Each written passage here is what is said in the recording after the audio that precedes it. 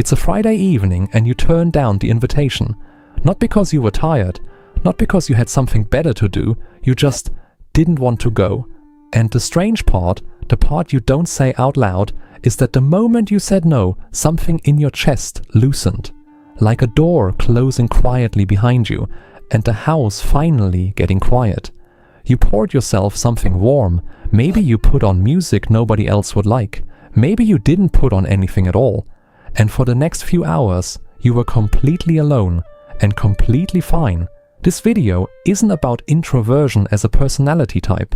It's not a defense of staying home. It's about what's actually happening beneath that preference, psychologically, developmentally, and in some cases evolutionarily, in the kind of person for whom solitude isn't absence but presence. Because here's what almost nobody talks about. Preferring to be alone is not the same thing as being lonely.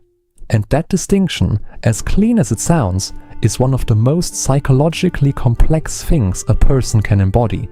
Let's start with what the behavior actually looks like, not the stereotype, but the texture of it. You're not a hermit. You probably have people you love. You show up when it matters. At the party, you're fine. You can do the thing. You can hold a conversation. You can even enjoy yourself for a stretch. But there is a clock running. Somewhere in the middle of the second hour, something in you starts quietly tallying. And when you get home and the door closes behind you, the exhale is physical. Your shoulders drop.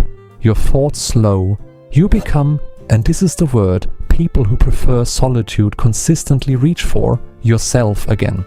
That last part is important. Not relaxed, not rested, yourself again.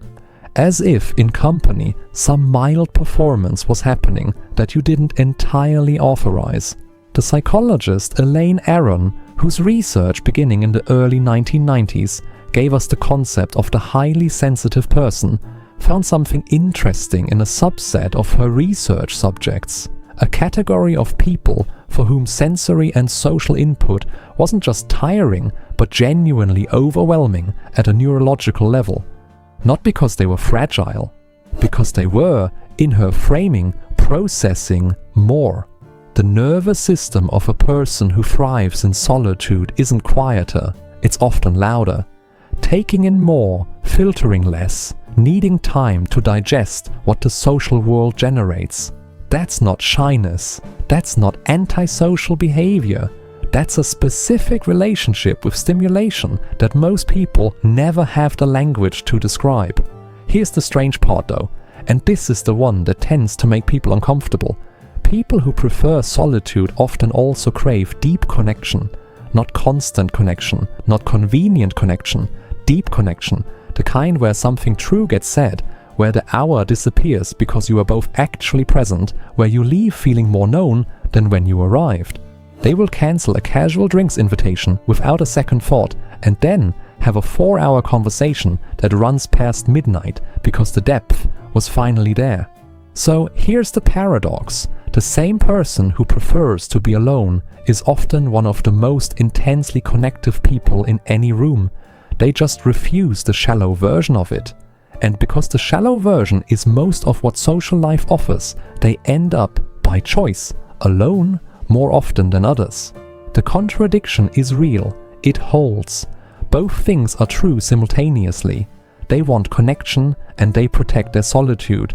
And these two drives are not in conflict. They are the same impulse.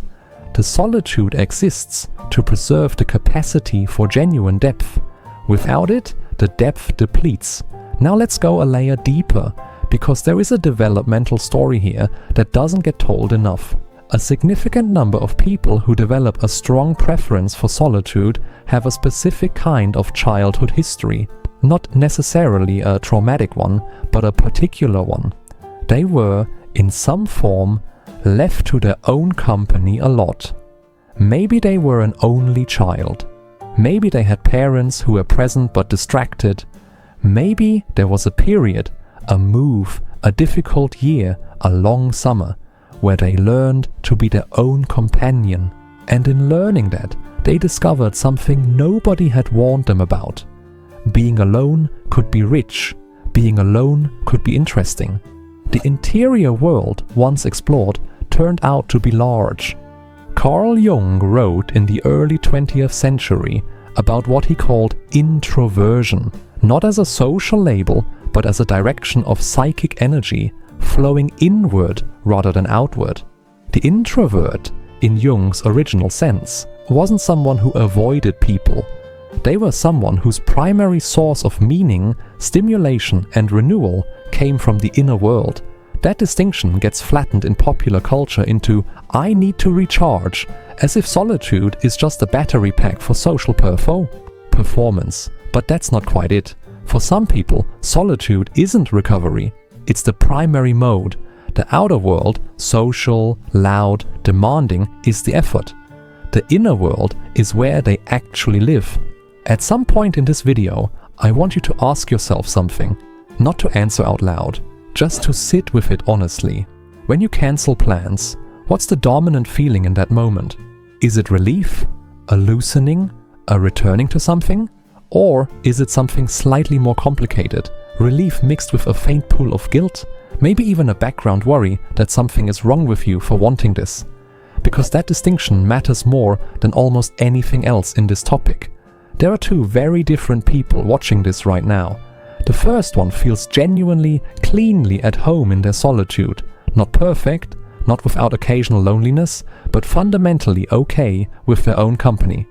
The second one also prefers to be alone, but carries a quiet suspicion that this preference is evidence of something broken, that it's avoidance dressed up as independence, that the people who are out there doing things, filling their weekends, are living in a way they are failing to access.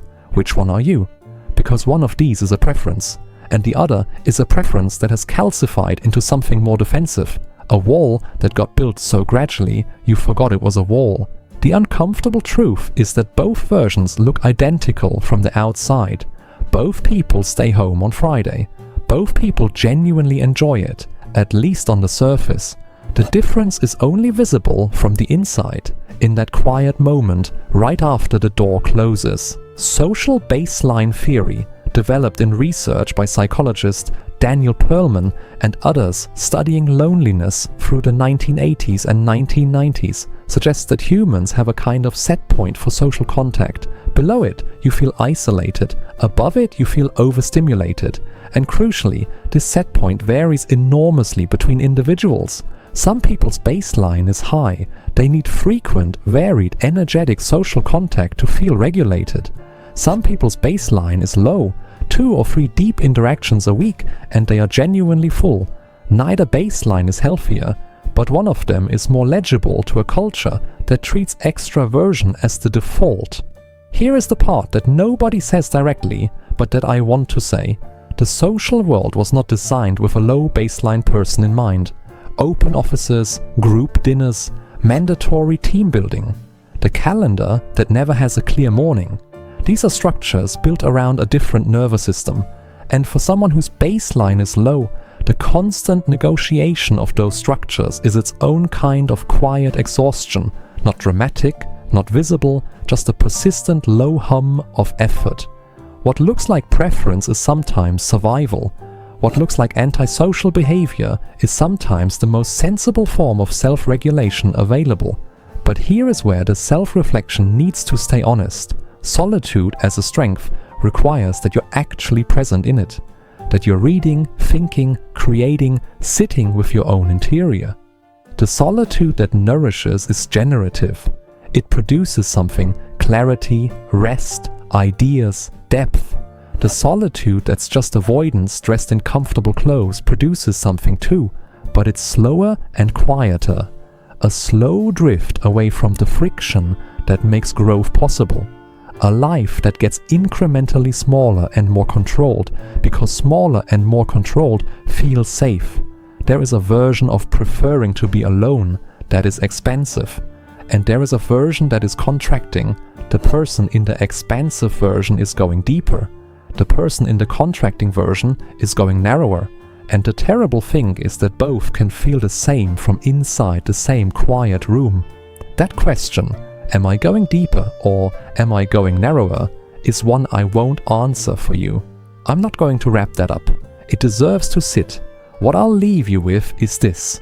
There is a particular kind of person who has spent most of their life being asked in one form or another why they don't need more company, more noise, more plans, and for years, maybe, they've answered with something modest and deflecting, because the real answer that they are genuinely okay, that the interior world sustains them in ways the exterior world never quite could, sounds either like a defense or a boast, and they are neither defending nor boasting. They are just telling you something true about where they live. The door doesn't close them in, it closes the noise out. If something in this resonated or unsettled you, I'd love to know, when you're alone, are you at your most yourself, or are you still waiting for yourself to arrive? Drop it in the comments. And if this channel has become one of the places you come to when you want to be alone but not lonely, consider subscribing. There's more of this here,